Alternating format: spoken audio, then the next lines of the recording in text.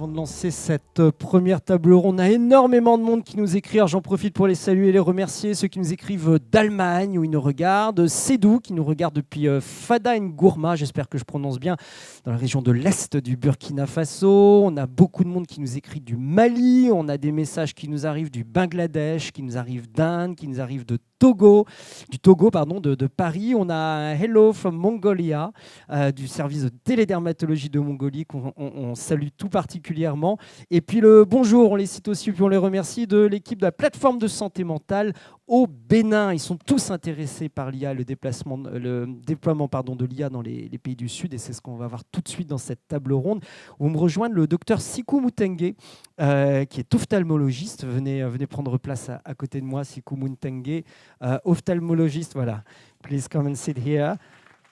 Originaire du Kenya et qui exerce aujourd'hui à l'Institut d'ophtalmologie du Rwanda. Et on va voir avec vous comment vous développez l'implémentation de diagnostics par intelligence artificielle au Rwanda. Merci vraiment d'avoir fait le déplacement ici jusqu'à Lavore. Peggy Bui, qui est chef de projet chez Google Health, qui elle a fait le déplacement depuis San Francisco, depuis les locaux de Google, qu'on peut applaudir aussi, qui va nous rejoindre. Où est-ce qu'elle est, Peggy? Autour de cette table. Voilà, elle est juste en face. Et on verra avec vous comment Google participe au développement d'outils de santé basés sur l'intelligence artificielle, entre autres en dermatologie. Et puis avec nous à distance, alors j'espère que tout va bien marcher depuis la Suisse, le professeur Alexander Navarini. Il est responsable du département de dermatologie à l'hôpital universitaire de Bâle. Je ne sais pas, voilà. Alors, ce n'est pas le professeur Alexander Navarini qui apparaît, c'est le professeur Paisan, qui est également à distance. Il est professeur d'ophtalmologie, il exerce à l'hôpital de Bangkok. Bonjour, professeur. Est-ce que vous nous entendez correctement depuis Bangkok? Merci. Yes, that's perfect. Je vous entends. Merci beaucoup d'être avec nous aujourd'hui. Et c'est vers vous que je me tourne tout d'abord, puisque dans un pays comme la Thaïlande, c'est un pays qui compte 7 millions de personnes diabétiques. C'est près de 10% de la population thaïlandaise, avec un risque pour ces personnes de développer ce qu'on appelle une rétinopathie diabétique. C'est une pathologie qui se soigne bien si elle est prise à temps. En revanche, si elle n'est pas prise suffisamment tôt, eh bien, elles peuvent amener les personnes tout simplement à perdre la vue, à la cécité. Et dans les années 90, par exemple, en Thaïlande, le tiers de la population aveugle l'était à cause de cette pathologie. Ça donner une idée du chiffre et de l'importance. Et donc, les autorités ont décidé de former des infirmières ou des travailleurs de santé pour aller au plus près des populations, notamment les populations rurales, pour réaliser tout simplement des fonds d'œil. Ça prend 3 secondes à réaliser et les analyser. Professeur, aujourd'hui, vous équipez notamment d'instruments, de machines spécialisées en intelligence artificielle, les travailleurs qui vont sur le terrain et qui font ces diagnostics. Où en êtes-vous du déploiement de ces outils et quel est le pourcentage de la population que vous visez par ces outils de repérage massif?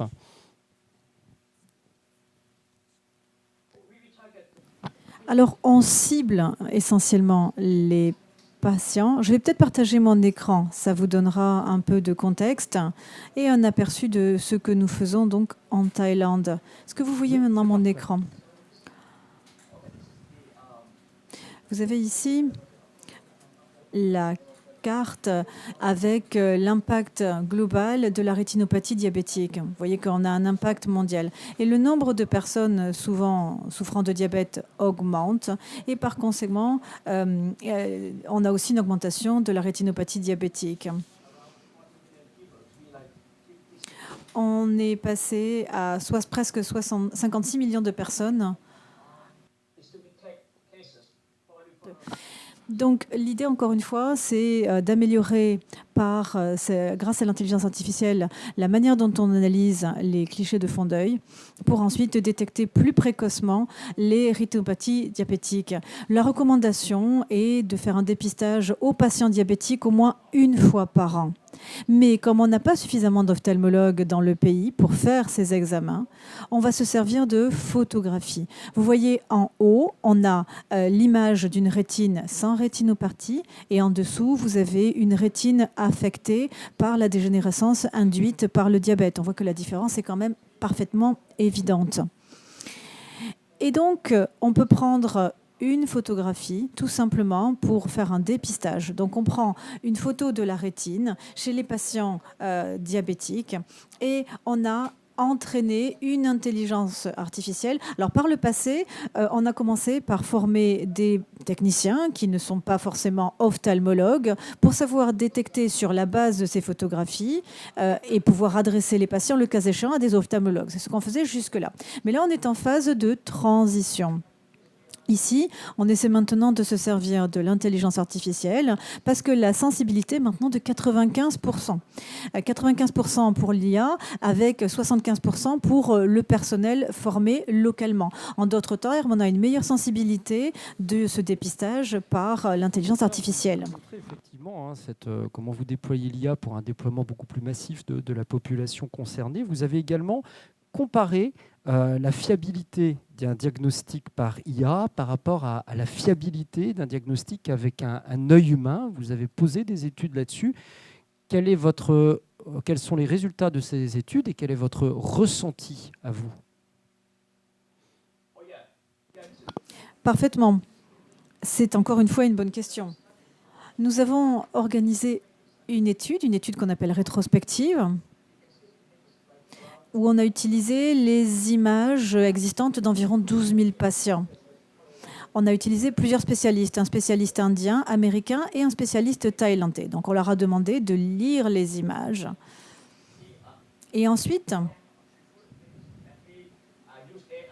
nous avons utilisé un logiciel d'intelligence artificielle pour lire également les mêmes images. Et comme je vous l'ai montré tout à l'heure sur ma diapositive, la sensibilité de la détection par l'IA est de 95%, celle des spécialistes n'est que de 75%. Ça reste une étude rétrospective. Et les résultats sont quand même assez probants. Du coup, nous avons décidé de faire une étude prospective et non plus rétrospective. Nous n'avons pas utilisé les images analysées a posteriori par des experts, mais au contraire, c'est une analyse en temps réel. En d'autres termes, quand on a des patients qui se présentent à la clinique, on leur demande l'autorisation d'utiliser l'IA pour le diagnostic. Et on demande donc à une infirmière de prendre les photographies de la rétine. Puis l'infirmière charge la photo en temps réel dans le cloud. Le logiciel d'IA est également adossé au cloud. Et il y a une image qui est faite en temps réel, qui est renvoyée au centre de dépistage. Immédiatement, les photos sont effacées dans le cloud, donc seul le résultat est envoyé à l'infirmière.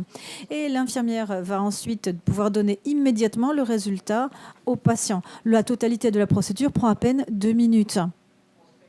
C'est ce qu'on appelle une étude prospective en temps réel. Et dans cette étude en temps réel, la sensibilité de l'IA est peut-être un peu diminuée. On n'est pas à 95, mais plutôt à 91%. Mais la spécificité de l'IA est de 95%. Donc, par rapport à l'étude rétrospective, on a toujours une très bonne spécificité.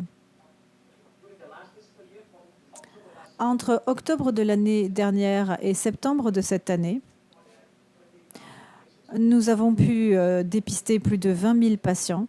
La précision est à peu près constante et on détecte donc les cas de rétinopathie diabétique à hauteur de 95%. Ces chiffres sont extrêmement impressionnants, les chiffres de détection par IA, la fiabilité de l'IA. Je me tourne vers le docteur Sikou Matengue, parce que vous avez un projet similaire que vous menez en Rwanda. Alors, on est aujourd'hui au début, aux prémices du développement, mais avec les toutes premières machines qui arrivent.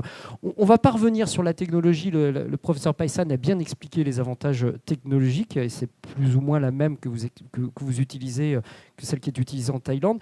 Mais moi, j'aimerais évoquer avec vous la manière dont l'IA amène à repenser le parcours de soins pour le patient. Et c'est très surprenant parce que lorsque l'on a préparé cette table ronde, vous m'avez dit, mais moi, cet équipement d'IA, j'en veux pas dans ma clinique. C'est pas moi le point principal pour recevoir ces machines. Est-ce que vous pouvez nous expliquer pourquoi ? Ce que nous avons fait dans notre projet au Rwanda, oui, merci beaucoup. Nous n'avons pas testé la précision du dépistage, mais on s'est servi de l'IA directement sur le terrain. Me concernant, je trouvais qu'il était important de mener ce genre d'intervention parce que nous avons très peu d'ophtalmologues au Rwanda. Ça veut dire qu'on a parmi ces ophtalmologues presque aucun spécialiste de la rétine. Donc il s'agit donc d'avoir cette IA qui est utilisée en clinique. Je fais donc ce travail de dépistage de la rétinopathie de temps en temps en cabinet, mais je ne peux pas le faire tout le temps. Moi, je veux pouvoir me concentrer essentiellement à ma patientèle. Raison pour laquelle j'ai développé cette solution qui s'appelle CyberSight AI. Et on forme aussi des non-cliniciens, des non-ophtalmologues. Donc maintenant, je ne reçois plus que les patients qui me sont adressés, ceux pour lesquels le dépistage de la rétinopathie diabétique a été positif. On a une assez bonne acceptation de la part des patients. Quand nous avons commencé le projet, on demandait à chaque patient, vous savez, vous pouvez avoir un diagnostic fait par un humain ou par l'intelligence artificielle. La différence, c'est la rapidité avec laquelle vous allez avoir vos résultats. Et 99% des patients voulaient avoir un résultat instantané. Ce que vous nous dites là, puisque souvent le personnel médical, l'un des principaux reproches, nous dit mais les patients ne vont pas avoir confiance ou pas forcément confiance si le diagnostic est donné par un ordinateur, par une intelligence artificielle. Et vous nous dites, vous, que si. Absolument. J'étais inquiète que dans le Kinyarwanda, qui est la langue du Rwanda, un ordinateur, c'est l'ordinateur qui ne se trompe jamais. Et peut-être que c'est pour ça, parce que dans notre dialecte, c'est l'objet qui ne se trompe jamais. C'est vrai que la question de la confiance était vraiment centrale, parce que c'est vrai que l'accès à la santé est difficile, parfois dans certains pays d'Afrique, où les gens ne veulent pas être diagnostiqués par des machines. Néanmoins, je pense que ce qui fait la différence, c'est que les patients veulent avoir un rapport, un diagnostic le plus rapidement possible. C'est vrai que très souvent, au Rwanda, on va faire une radiographie et ensuite on n'a pas l'explication de la radiographie pendant plusieurs jours. Encore une fois, donc, l'explication, la communication vis-à-vis de la patientèle était très importante. Pour ce qui est du dépistage, quand on dit aux patients qu'ils sont malades, ils ne vont pas forcément se faire soigner. Donc, avec l'IA, la question est aussi de savoir si ça va accélérer le parcours de soins. Et souvent, le fait d'avoir le rapport immédiatement, ça augmente de 30% le fait d'aller consulter l'ophtalmologue. Pour mes patients, ça veut dire que ça leur évite encore un autre déplacement. La plupart du temps, vous savez, ils viennent de loin. Le même jour, ils sont dépistés et s'ils ont un diagnostic positif, eh bien, ils vont immédiatement voir l'ophtalmologue. Ça leur évite de se déplacer, ça leur évite de reperdre une journée de déplacement pour pour avoir une consultation. Dans le parcours patient, vous nous dites aujourd'hui les patients doivent aller voir un ophtalmo, ils vont voir ensuite un autre spécialiste du diabète, éventuellement ils vont aller dans un autre endroit pour se faire soigner ou aller voir leur médecin généraliste et ensuite aller chercher des médicaments. C'est beaucoup de déplacements et vous nous dites finalement beaucoup de patients, mais ce n'est pas particulier au sud, c'est également valable dans le nord, renoncent à des soins parce que le parcours il est trop compliqué et il est trop morcelé. Comment est-ce que ces systèmes de diagnostic automatique peuvent s'intégrer d'une autre manière pour faciliter le parcours du patient?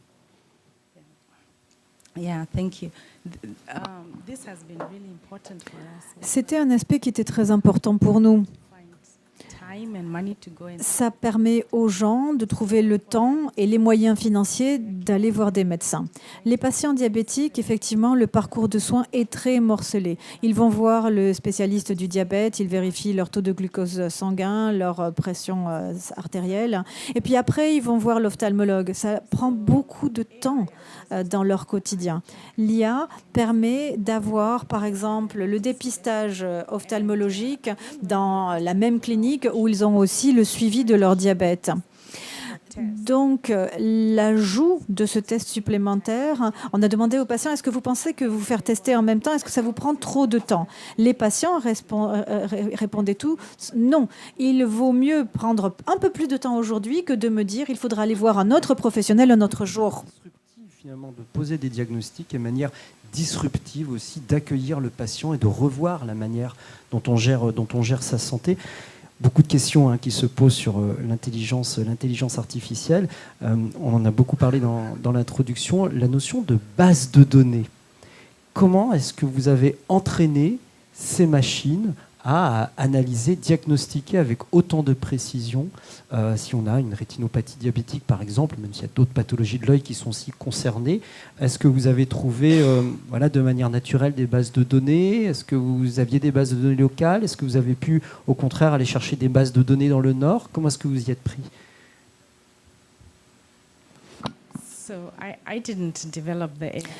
Ce n'est pas moi qui ai développé la plateforme d'IA. Moi, j'ai simplement évalué sa mise en œuvre.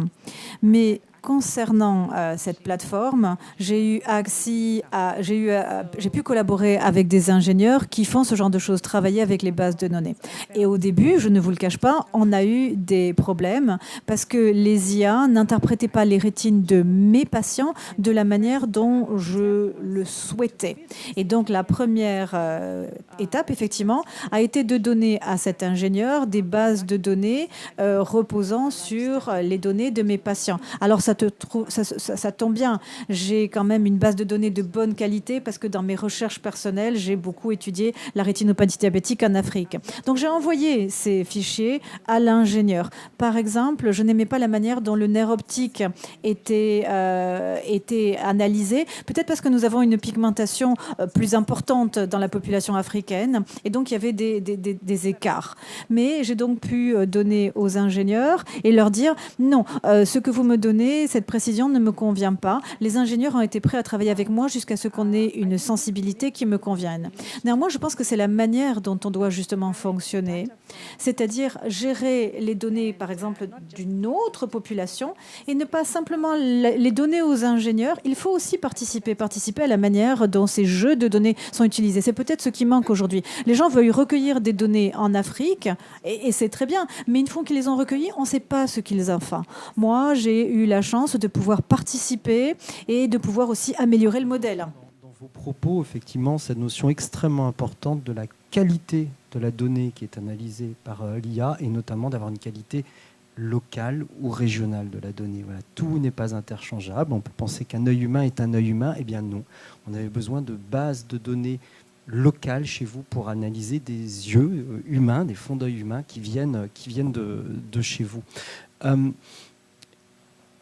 Au niveau du business model de ces solutions, il y a le coût pour le patient, il y a le coût pour le système de santé, quand un système de santé structuré existe.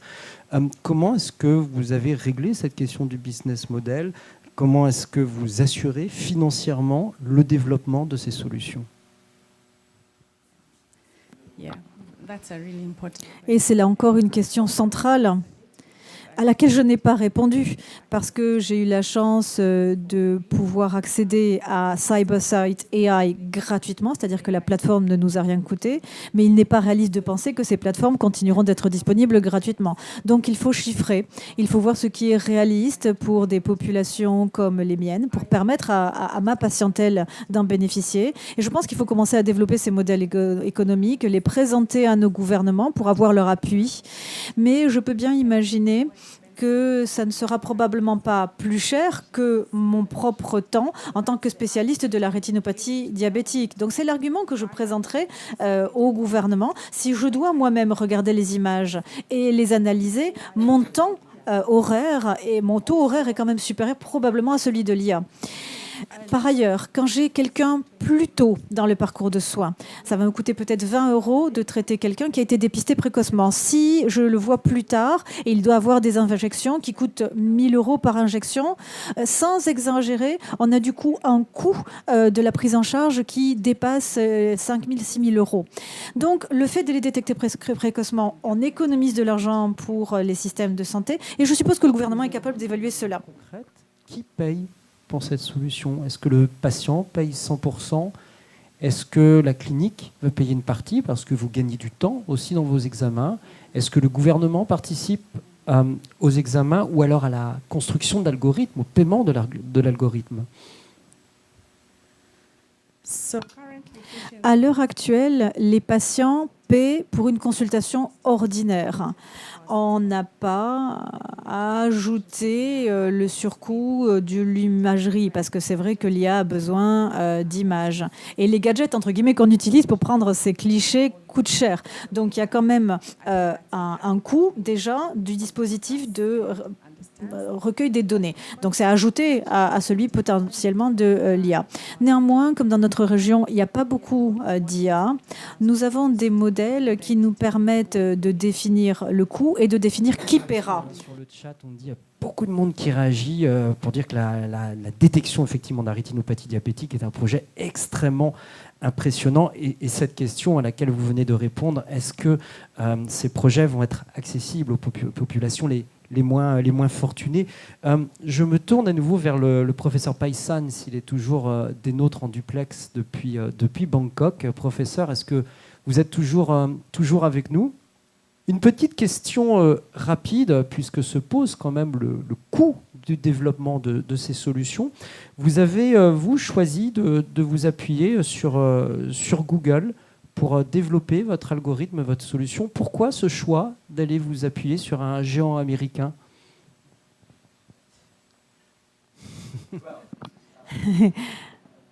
C'est une bonne question. Nous avons collaboré avec eux parce qu'on a vu les publications dont ils peuvent se prévaloir. Et encore une fois, la précision est meilleure, est améliorée grâce à l'IA et la collaboration est fructueuse. Grâce à la collaboration, on fait des études qui ne coûtent pas cher.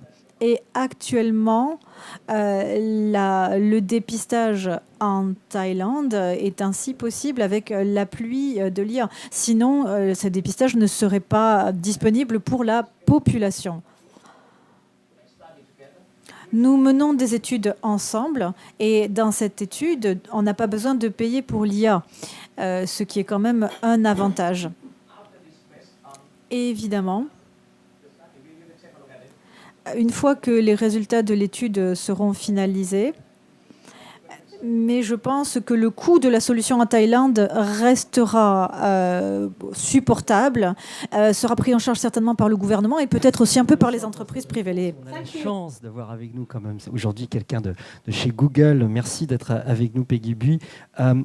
Question toute simple, on voit comment vous avez des accords avec la Thaïlande, avec d'autres pays également, pour développer les solutions de Google. Quel est l'intérêt de Google aujourd'hui dans le secteur médical? Pour YouTube, on comprend parce qu'il y a un grand marché publicitaire à aller chercher derrière. Pour les voitures sans chauffeur, ça y est, dont vous profitez, qui sont officiellement autorisées à San Francisco, on comprend aussi l'intérêt financier de Google d'aller sur ces solutions. Mais pour le médical, qu'est-ce que vous allez chercher dans le domaine médical?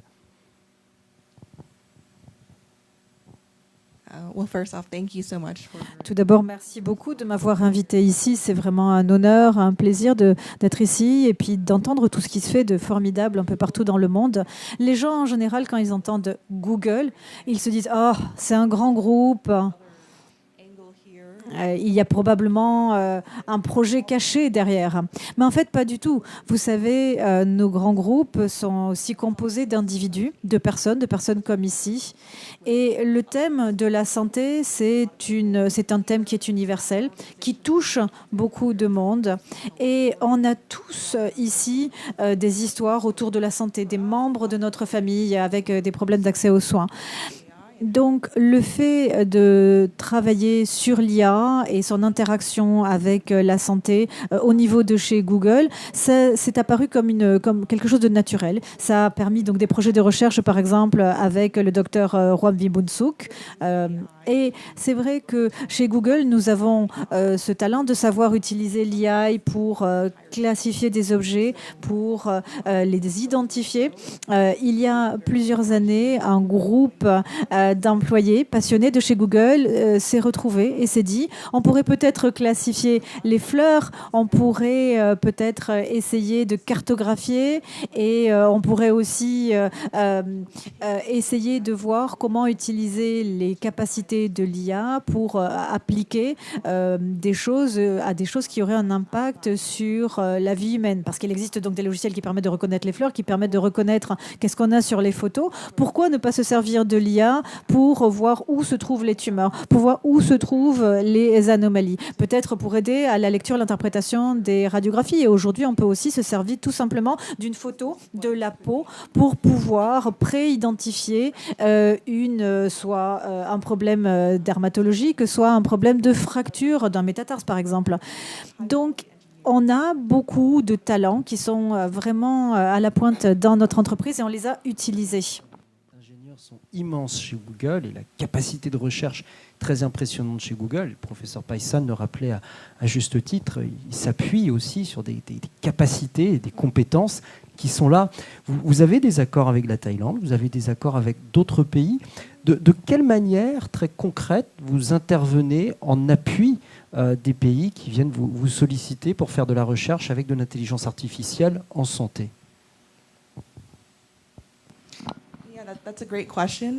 Excellente question. Vous savez, dans ces partenariats que nous nouons, nous considérons le pays comme un véritable partenaire. Et le programme que nous avons en Thaïlande n'aurait pas été un tel succès si les partenaires n'avaient pas été aussi généreux, aussi intéressés. Et puis aussi, le docteur Chikou, elle aussi contribue. Elle a aidé l'IA à s'améliorer pour ensuite aider davantage la population locale. Donc, dans le partenariat, on amène effectivement l'expertise d'ingénierie. Et on essaie aussi évidemment de former les communautés locales par rapport aux capacités mais aussi les limites de l'IA. Mais on a aussi besoin des communautés locales pour identifier exactement quel est le problème, comment mieux utiliser la technologie pour résoudre le problème local, quels sont les écarts qui sont identifiés et comment on peut améliorer le projet pour tout le monde. Donc dans ces collaborations, on ne part pas du principe que notre solution va marcher formidablement dès qu'il est sorti de la boîte. Et on aide donc on aide les partenaires, mais on a aussi besoin des partenaires pour savoir comment le scénario le plus adapté, comment on peut s'adapter à leur flux de travail, parce qu'on ne veut pas non plus perturber quelque chose qui jusque-là fonctionnait bien. Quand même d'avoir chez Google autour de la table et qui est à la fois et médecin et plongé au milieu d'un monde d'ingénieurs. C'est tellement de questions sur tous les horizons à poser sur l'IA. La question de la base de données, elle revient en permanence autour de l'intelligence artificielle. On a vu avec Dr Moutangué comment elle est importante, cette base de données à entraîner. Un des paradoxes, c'est que beaucoup de chercheurs sur l'IA travaillent avec des bases de données officielles, académiques, qui proviennent des hôpitaux. Et vous nous dites, c'est bien, mais ce n'est pas toujours la meilleure solution non plus. Alors pourquoi ?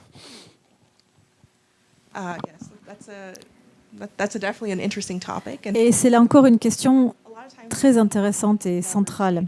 La plupart du temps, on utilise des données pour entraîner le modèle. Ces données viennent du milieu universitaire, du milieu hospitalier.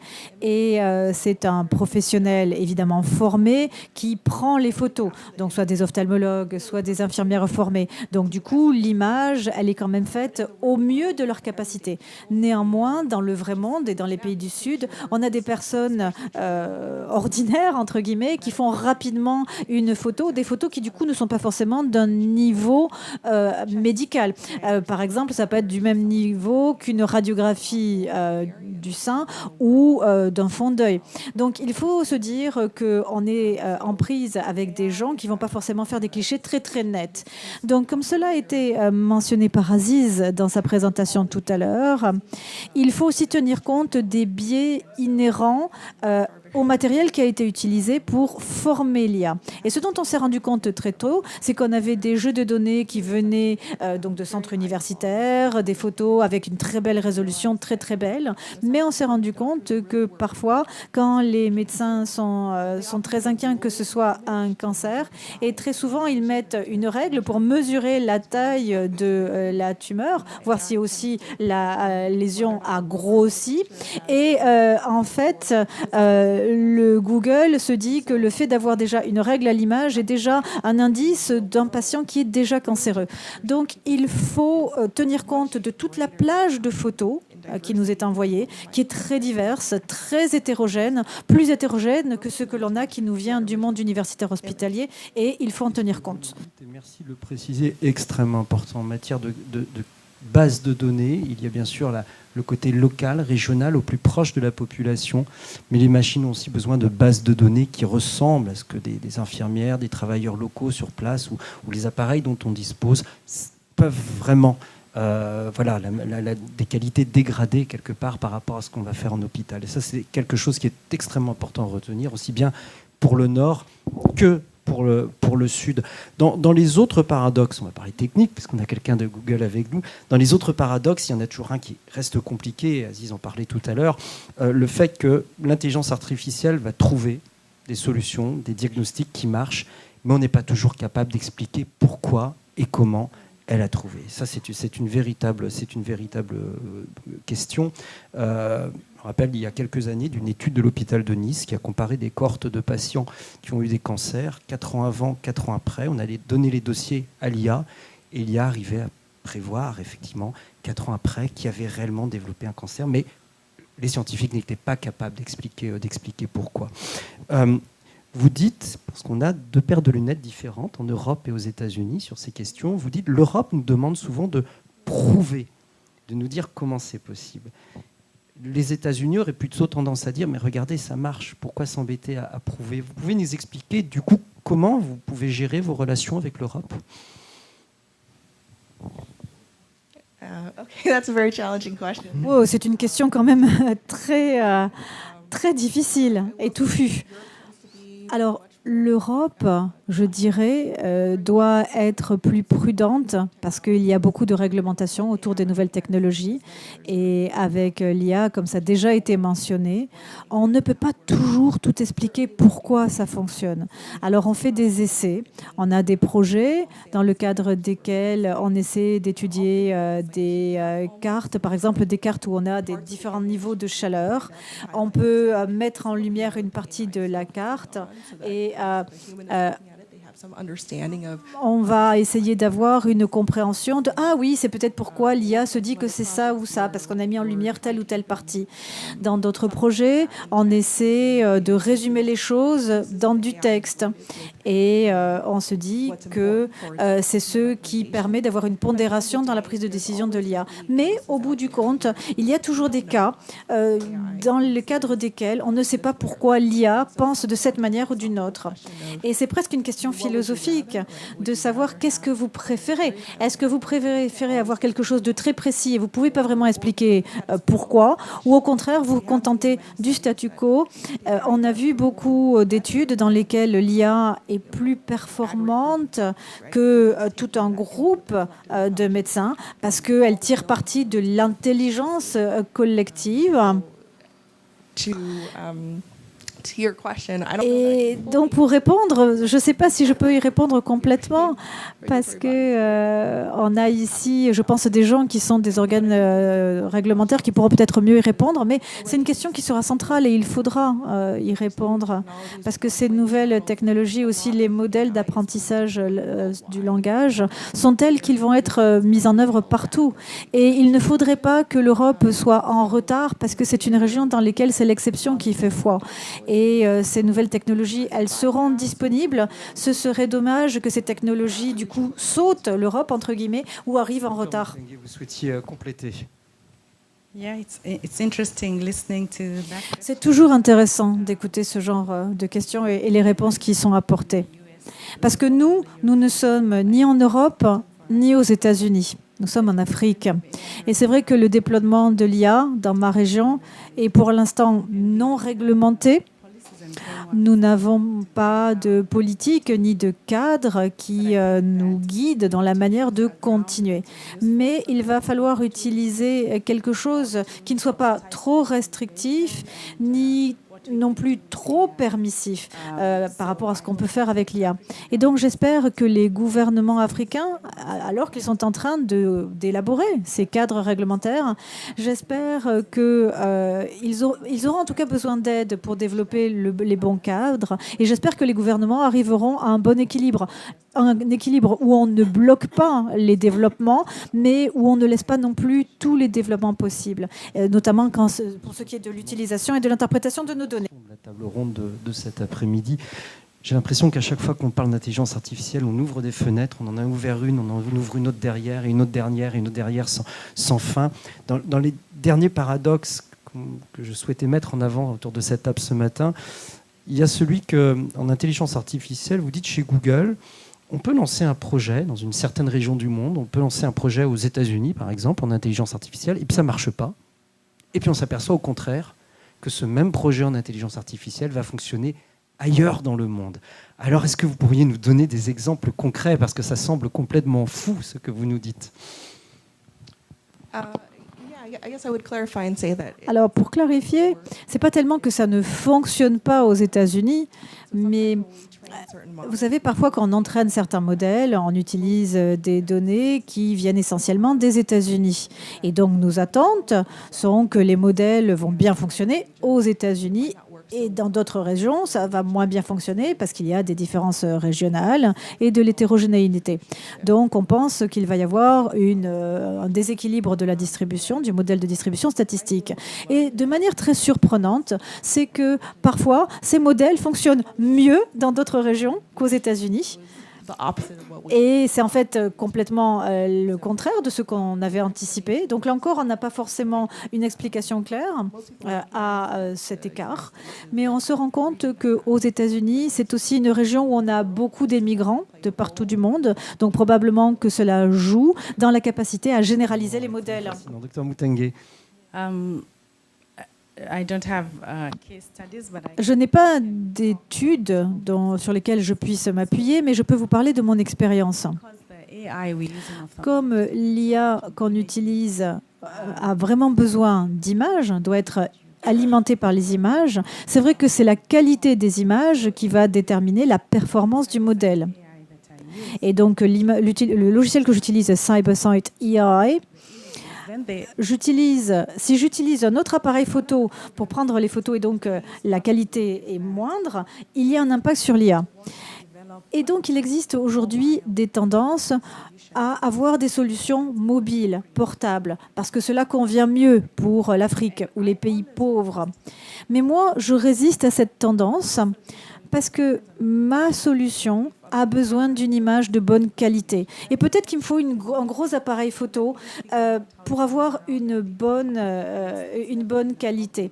Et pour moi, ça n'a jamais été un problème. Qu'on vienne essayer de me convaincre qu'un petit appareil photo portable va me donner la même qualité et ne va pas avoir un impact délétère sur la qualité de mon diagnostic, je suis moins sûre. On ne parle pas assez de l'importance de données normées. Et dans un autre projet qui se penchait sur le glaucome, j'utilisais la machine qui sert de gold standard pour faire un champ visuel. Et je savais que je voyais que les interprétations que j'avais n'étaient pas congruentes avec ce que je voyais in vivo chez mon patient. Et je me souviens avoir publié ce manuscrit en disant que le problème, c'était l'absence de données normées. Et les données qui alimentaient la base de données n'étaient pas des données africaines venant de champs visuels en Afrique. Alors ce manuscrit n'a jamais été publié. Je suppose qu'il était peut-être source de trop de controverses, mais toujours est-il qu'au Rwanda, nous avons aujourd'hui des machines quelle est finalement la part de ces données normées et de l'hétérogénéité? Moi, ce que je crains, c'est qu'on veut dire à l'IA de faire des choses sur la base de machines qui sont alimentées par des données dites normatives, mais qui ne sont pas représentatives de ma région. Et ça, je pense encore, c'est une vraie question. Ce monde autour de l'IA, la question des données, la question de la norme, la question de la représentativité des populations et donc des data derrière, la question aussi de la qualité de l'image que l'on est capable de prendre, où on est capable de prendre cette image, de cette transmission, de son interprétation derrière par l'IA. Et pour compléter cette réflexion, je vous propose de partir pour Bâle, où normalement nous retrouvons le professeur Navarini, qui est responsable du département de dermatologie à l'hôpital universitaire de Bâle. Professeur, je ne sais pas si vous nous entendez correctement. Voilà, je vous vois à l'image. Est-ce que vous nous entendez parfaitement, professeur ? Bonjour. Alors, je sais que vous êtes francophone. Si vous avez le choix parfaitement de vous exprimer en français.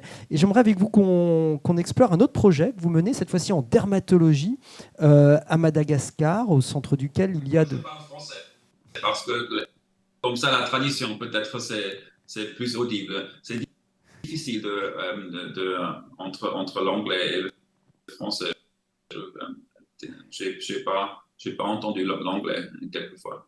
Okay. Super. Merci pour l'invitation. C'est un grand honneur.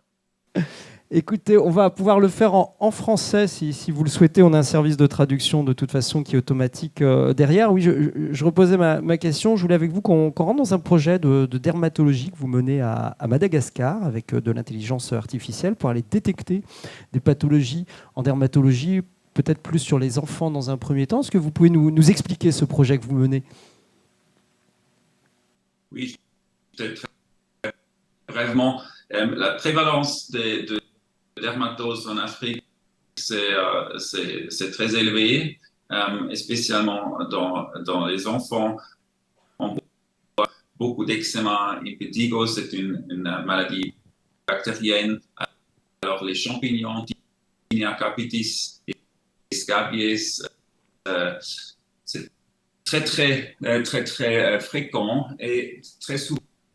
Les medical officers qui sont en charge de détecter, faire le diagnostic et traiter ces patients, ils n'arrivent pas à faire le diagnostic, même que les médicaments sont là et peuvent être achetés dans plusieurs des parts de l'Afrique qui est challengé. Alors, je ne parle pas de toute l'Afrique, c'est juste pour ce slide, on a généralisé un peu, mais évidemment, il y a beaucoup de différentes régions en Afrique. Et à Bâle, en Suisse, ah oui. Non, je disais là sur le projet sur Madagascar, justement, vous nous dites, vous avez, le souhait d'aller détecter 4 maladies, plus précisément. Exact, c'est 4 maladies aussi parce que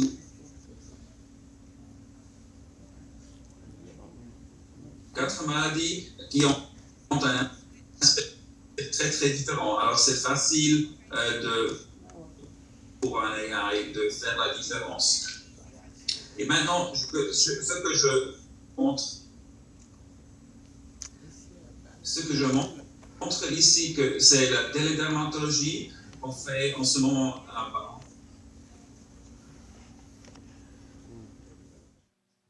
Alors, normalement, on fait la télédermatologie avec les docteurs humains. Alors, je résume, parce qu'on a des tout petits soucis de son. Hein. Vous développez ce projet sur 4 maladies qui sont les eczémas, champignons, gale, impetigo. Et vous faites une étude en ce moment, un projet que vous développez pour que les docteurs à distance ou les travailleurs sociaux puissent prendre une photo sur leur smartphone, adresser cette photo à un service simple type WhatsApp et voir si l'IA pourra détecter ces maladies à partir d'une simple photo WhatsApp. Docteur, aujourd'hui, professeur, où en êtes-vous de cette étude et du calendrier de cette étude ?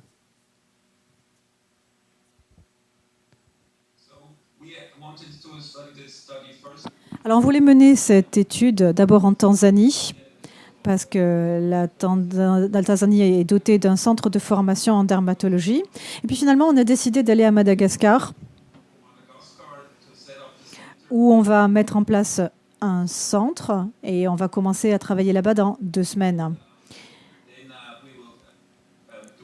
Et ensuite, on mettra en œuvre le protocole en fonction bien sûr de la réglementation locale et on pense démarrer l'étude dans 6 mois à 1 an.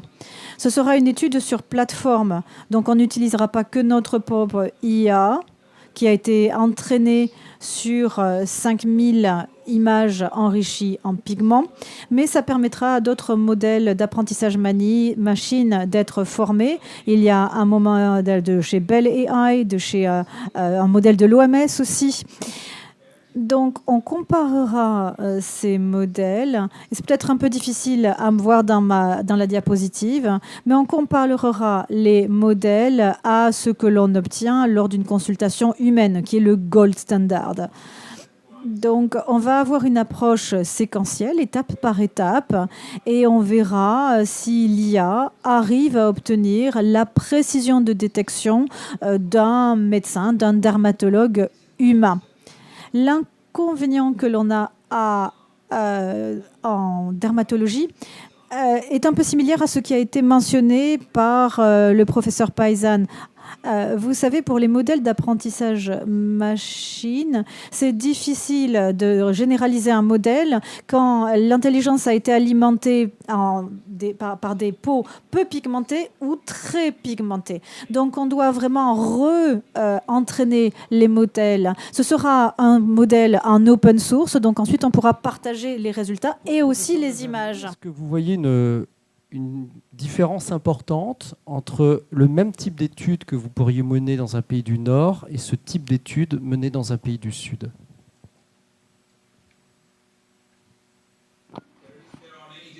Il y a de nombreuses différences.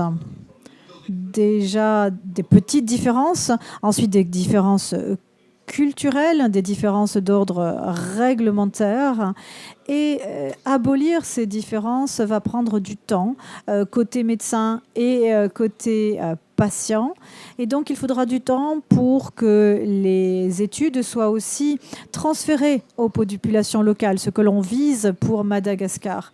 On ne peut pas faire les études de la même manière qu'on les mènerait en Suisse, mais on pense pouvoir quand même avoir un bon niveau de qualité. C'est juste que l'approche est différente. On a dû beaucoup apprendre sur la manière dont les choses sont organisées dans ces pays et on est toujours d'ailleurs en train d'apprendre. Dernière question, est-ce que ce projet que vous développez avec Madagascar, j'ai envie de dire, est un projet par défaut?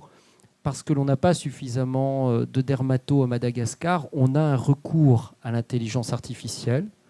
Ou est-ce qu'au contraire, ça peut être aussi demain préfigurer une médecine que l'on aura en Suisse, aux États-Unis, en Angleterre, où on va utiliser les mêmes techniques qui permettent de massifier en fait des détections de maladies?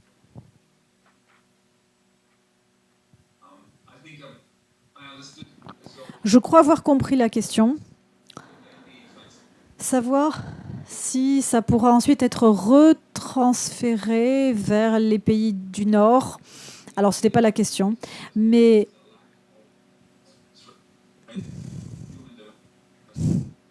ce ne sera pas nécessairement le cas. C'est vrai qu'aujourd'hui, il y a un intérêt parce qu'il y a un manque de dermatologues à Madagascar et dans les pays d'Afrique. Et du coup, l'IA a un potentiel de pallier à ce manque. Et bien sûr, la question reste ouverte de savoir si on pourra un jour retransférer. Il ne me semble pas forcément clair qu'on puisse à 100% faire un retransfert de la technologie. Réponse. J'ai envie presque de vous poser la même question, Dr Mutange. Finalement, vous avez bien expliqué, au Rwanda, on est en train de faire cette détection massive et d'utiliser l'IA parce qu'on a un manque de professionnels. Mais est-ce qu'on ne pourrait pas se dire aussi que vous êtes en train de préfigurer peut-être une médecine qu'on pourrait avoir demain dans le Nord?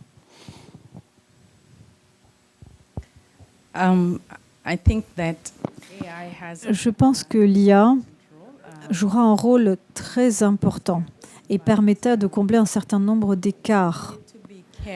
Cependant, il faut être prudent La plupart des utilisations de l'IA, pour l'instant, c'est au niveau du dépistage. En médecine, on a aussi besoin d'une notion de service. Et donc, une de mes préoccupations, c'est que si on développe tous ces modèles qui permettent d'identifier des maladies, et puis qu'en parallèle, on ne renforce pas les services qui traitent ces maladies, alors la population va être déçue. Il serait injuste de dire, vous savez, monsieur, madame, vous avez ça, mais je ne peux rien faire pour vous. Et je ne suis pas sûre que les choses avancent à la même vitesse en termes de soins et en termes de dépistage. Donc oui, on comble des écarts, on fait un meilleur dépistage des maladies, mais il ne va pas falloir perdre la bataille de ensuite la prise en charge. Question rapide, on voit bien que l'intelligence artificielle vient bouleverser un petit peu le service qui peut être rendu aux patients.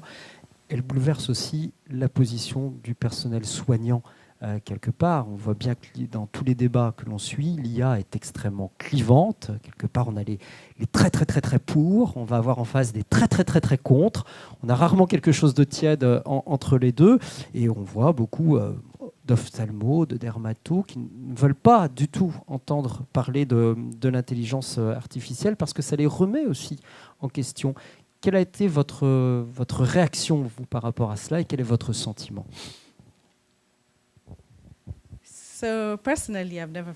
Personnellement, je ne me suis jamais sentie menacée par l'IA. Je pense que ce qui se passe aujourd'hui, je crois qu'on fait trop de choses au-delà de ce qu'on devrait faire et on a trop d'attentes vis-à-vis de l'IA. Aujourd'hui, l'IA m'aide à faire des choses que je sais déjà faire. Et ça m'aide, c'est un appui, si vous voulez. Ça m'aide à faire un meilleur dépistage. Mais l'IA ne se substituera pas à mon expertise. Donc les gens se sentent menacés parce qu'ils ne savent pas. Il y a aussi beaucoup de choses sur l'IA qu'on ne comprend pas bien. Et quand on ne comprend pas bien les choses, on entend « Ah, l'IA, ça fera ça. L'IA, ça sera la fin du monde. L'IA, ça va remplacer les médecins. » On ne fait entendre que des choses qui sont très anxiogènes et très inquiétantes. Mais si on participe au développement de l'IA, si on comprend l'IA comme une solution, la solution, vous savez, l'IA doit être développée comme une solution. L'IA ne doit pas être d'abord développée et ensuite on cherche le problème qu'elle peut potentiellement résoudre. Il faut commencer par le problème. Et donc, si on est impliqué dès le départ, l'IA n'est pas une menace. En tout cas, moi, c'est la manière dont je vois les choses. Question en quelques mots. J'ai envie de dire, est-ce que l'intelligence artificielle, de toute façon, ne va pas être une révolution quelque part incontournable pour le personnel soignant? Content, pas content, elle est là, il va falloir faire avec.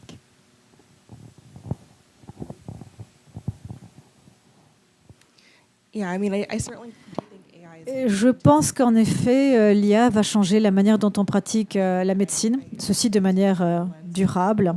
Et je dis ça avec ma casquette de technicienne, mais aussi de médecin. Et pour les personnes qui veuillent ou non entendre parler de l'IA, à un moment donné, ça viendra dans leur vie, dans leur pratique. Donc je pense que c'est bien de savoir au moins, de comprendre un peu ce qui se passe. Ça peut faire peur, mais pour toute personne qui participe au développement actif d'une IA, comprend la robustesse des modèles, comprend le sérieux avec lequel on teste et on analyse ces modèles et ces options. Et c'est très prometteur. Et on a fait des études où on demandait aux patients d'utiliser l'IA, on a demandé à des médecins d'utiliser l'IA. Et en fait, ça a renforcé la communication et le dialogue entre médecins et patients. Les patients étaient plus impliqués quand ils parlaient à leurs médecins parce qu'ils savaient de quoi parler. Et les médecins avaient aussi l'impression qu'ils avaient une anamnèse et une meilleure interaction avec le patient. Donc je suis d'accord avec ma consoeur ici. Je pense que ce que les médecins doivent faire, c'est se rendre compte que l'IA permet de dégager du temps, permet de décacher de la charge mentale et nous permet de nous concentrer vraiment sur notre savoir-faire. Je pense qu'avec le temps, plus de personnes se rendront compte. Je pense que malgré tout, on aura encore 3 jours besoin de médecins. On utilise déjà tous l'intelligence artificielle au quotidien et on va l'utiliser encore plus demain en santé. Merci beaucoup pour cette passionnante table ronde. Je vous propose de prendre quelques minutes, parce que je suppose qu'il y a beaucoup de questions, de remarques, de commentaires autour de ce qui a été dit sur l'intelligence artificielle et son implémentation en santé, aussi bien au nord qu'au sud, parce qu'on voit que quand même la majorité des questions sont communes. Pour ceux qui nous regardent par Internet, c'est le moment de nous adresser. Il y a déjà pas mal de questions qui arrivent. Si on peut mettre les noms des personnes aussi et puis les pays, comme ça je vais les retrouver sur les commentaires. I have Voilà. a question. Interestingly, a few years back, Intéressant, il y a quelques années, quand nous voulions commencer à faire de la télédémartologie à Delhi, on ne parlait pas encore d'IA. Et on avait des dermatologues qui nous disaient « Mais non, on a assez de dermatologues ici, dans les zones aussi bien rurales que urbaines. Pourquoi avoir besoin de la télédermatologie ?» Est-ce que vous pensez qu'on va arriver à un stade où on aura suffisamment de spécialistes dans les zones rurales et urbaines? Et est-ce que vous pensez que les gens voudront quand même utiliser l'IA? Celle d'entre vous qui veut. Okay, I can try and say something. Alors, je vais essayer de contribuer. Il faut poser la question aux bonnes personnes. Je vais vous donner un exemple sur une plateforme qui s'appelle M-Pesa. C'est une plateforme qui a été développée au Kenya de banque en ligne. Si on demande aux banquiers au Kenya si cette plateforme de banque en ligne est utile, les banquiers vont vous dire « bah non, ça ne sert à rien ». Mais on ne leur a pas demandé aux banquiers. M-Pesa a été développé au Kenya, les gens l'ont adopté et ça permet à 95% de la population rurale du Kenya d'avoir accès à un compte bancaire. Et ça a amélioré le PIB de 2% au Kenya. Rien d'autre ne l'avait fait avant. Donc si vous me demandez à moi, en tant qu'ophtalmologue, si quelque chose qui est un peu comme un concurrent, est-ce que c'est bien? Vous allez avoir la mauvaise réponse parce que je vais essayer de me protéger. Comme le disait Peggy, il faut développer de bonnes solutions. Et les usagers, finalement, n'ont pas vraiment... Ils s'en manquent un petit peu, que ce soit un dermatologue ou un IA, à condition qu'il y a une réponse à leurs questions, à leurs problèmes. D'autres questions, d'autres remarques dans la salle? Allez-y, Alain Labrique, de l'OMS. Je vais le dire en anglais. Mais d'abord, je voulais dire que cette session de ce matin est exceptionnelle. Très belle discussion. Des exemples qui viennent du terrain, avec des gens qui utilisent l'IA dans le terrain. Et aussi de praticiens qui sont vraiment aux avant-postes. Ce qui me marque particulièrement, c'est une question qui n'est pas encore venue dans la conversation, c'est la notion de nuance. L'IA, ce n'est pas quelque chose de nouveau. J'ai regardé un article dans le Lancet de 2020, quelque chose qui avait été mené aux États-Unis et en Europe. Il existait déjà plus de 200 logiciels ou dispositifs qui utilisaient l'IA et l'apprentissage machine. Et c'est des choses qui sont déjà approuvées et utilisées par les systèmes hospitaliers, les praticiens, etc. Donc, c'est déjà là. Donc, il ne faut pas dire que c'est quelque chose qui a commencé la semaine dernière. Il est très important de comprendre la notion de nuance et la dynamique.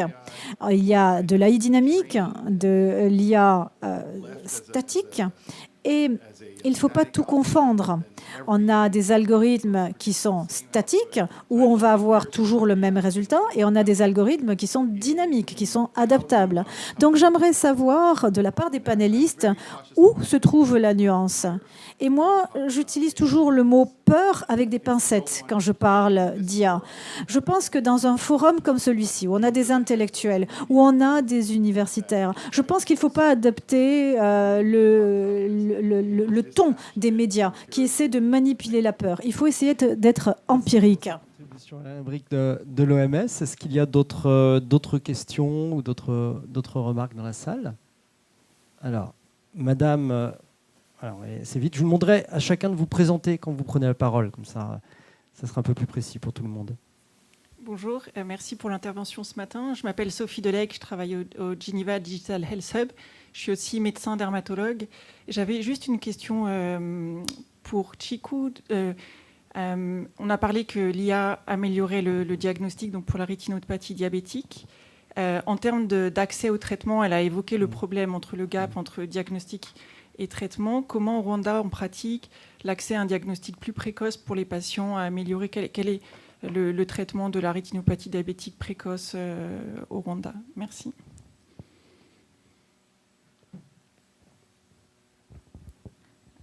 Thank you for the question. Alors, merci pour la question. Nous avons toutes sortes de modalités disponibles au Rwanda. Donc, nous avons différentes options à notre disposition. Parfois, on hésite à introduire la technologie dans les pays d'Afrique parce qu'on se dit que là-bas, les choses n'existent pas, qu'ils n'ont pas le traitement. Mais à vrai dire, en Afrique, il y a aussi de l'excellente pratique. C'est souvent, par contre, très centralisé. C'est-à-dire que dans chaque pays, on va avoir un centre d'excellence avec un niveau de soins qui est comparable à celui du reste du monde. Il ne faut pas se leurrer. Évidemment, penser qu'on n'a pas de praticien qui sache traiter la pathologie et du coup, ce n'est pas la peine de déployer l'IA, ce n'est pas la réalité. De manière assez surprenante, dans un pays, même comme le Rwanda, oui, on peut traiter par chirurgie, on peut faire des injections, on a des lasers, on a tout le spectre, tout le spectre de la thérapeutique. Merci. This is Jay. Je m'appelle Jay. Je viens de Asia Information Network. J'ai une question pour les deux panélistes, le docteur Chiku et Peggy Bui. Le docteur Chiku, vous avez parlé de l'écart entre la solution et le parcours de soins. Est-ce que vous avez à suivre un protocole? Moi, je me souviens, il y a 10 ans, je travaillais avec un de vos confrères et ils avaient du mal à avoir un jeu de données qui s'adapte à la population indienne, puisque je viens de Mumbai. Et ce n'était pas possible d'utiliser des données locales avant d'avoir soumis à un comité déontologique. Est-ce que vous avez eu la même chose? Est-ce que vous avez dû recevoir les consentements éclairés de vos patients pour pouvoir réutiliser leurs images? Est-ce que vous avez une procédure, un formalisme avant de pouvoir développer? Donc ça, c'était le docteur pour le docteur Chiku. Pour Peggy, tout finalement dépend de la taille de l'échantillon. Est-ce que vous avez un KPI qui vous permet de dire que la base de données est suffisamment fournie? Est-ce que c'est 500 images? Est-ce que c'est 1000 images? Est-ce que vous avez cet indicateur, ce seuil qui permet de qualifier la qualité de la base de données? Peggy en premier. You first. I guess I can start. Alors, je vais commencer. Shockingly, no, there is no. De manière assez choquante, non, on n'a pas un seuil clair. Et de manière surprenante, ce que l'on voit pour certaines pathologies, il faut juste une poignée de cas et le modèle va réussir du premier coup à détecter avec une grande précision. Et finalement, quand on pense aux différentes pathologies, on a des pathologies qui visuellement, entre guillemets, sautent aux yeux. C'est-à-dire que même un individu qui voit une photo se dit « Ah oui, je sais ce que c'est », c'est vraiment, ça saute aux yeux. Donc, il y a pour certaines pathologies besoin de très petits échantillons. Et à l'inverse, on a d'autres pathologies où il y a beaucoup de nuances. Et ça peut être difficile, même pour l'expert mondial, de pouvoir dire avec certitude « Ah, c'est ça ». Et dans des pathologies comme celle-ci, vous avez besoin de milliers de cas. Donc, la taille de l'échantillon, un minimum qui serait universel, non. Il faut travailler de manière itérative, il faut tester au fur et à mesure et se dire, voilà, à ce seuil, on a une valeur ajoutée. Et quand on pense à la notion de valeur, il faut voir, de comparer le statu quo et est-ce qu'on peut améliorer le statu quo de la norme de soins avec l'IA. Parce qu'on n'essaie pas d'introduire l'IA pour diminuer la norme de soins ou la qualité de soins, mais plutôt se dire qu'il y a un appui, qu'il y a une amélioration de la précision de diagnostic, par exemple, de tant de pourcents. Thank you, and perhaps I could add something to it. Merci, et peut-être que je peux ajouter quelque chose à ce qu'a dit Peggy. Je pense qu'avec la rétinopathie diabétique, les modèles savent très bien prédire la présence de la maladie ou pas. Ensuite, il y a un peu de mal avec l'entre-deux et avec la rétinopathie, il y a différents grades de maladie. Donc, je pense que c'est exactement ce que vous avez dit. Pour dire oui et non, c'est évident, mais de voir à quel stade nous nous trouvons, là, il faut que nous avons énormément d'échantillons. Pour anonymiser les données, ça, c'est quelque chose que j'ai étudié pour le doctorat. Donc, j'ai une série de 5000 images de rétinopathie qui sont gradées. To more fields, I had to anonymize them, so they are anonymized. Et même pour donc les données sont anonymisées. Donc le point que vous soulevez est assez intéressant parce que je pense que maintenant, il y a beaucoup de minage de données de la part d'Afrique et tout le monde en donne des appareils photo à tout le monde est très heureux de les avoir, mais personne ne demande ce que l'on fait de ces images. Et malheureusement, nous n'avons pas de solution de cloud public en Afrique. Donc, il est difficile pour nous également de travailler avec nos propres informations et donc on les envoie à d'autres. Le problème que j'ai eu avec ma série de données, ce n'était pas le côté anonyme ou les éthiques, c'est que je les donne aux gens et c'est tout. Je ne sais pas à quelle fin on les utilise. Le cybersite IA, c'était la première plateforme qui a travaillé de manière active avec moi pour améliorer les choses. Et donc, et les gens prennent les données, on ne sait pas ce qu'ils en font. Merci à tous les deux, merci à nos 4 invités ce Thank you very matin. much. Cette Thank you brillante, to- passionnante table ronde sur l'IA. On pourrait rester des heures et des heures parler avec vous et on va poursuivre nos réflexions sur l'intelligence artificielle à e-santé dans les pays du Sud avec un autre partage d'expériences concrètes qui est mené par la Fondation Médecins sans frontières.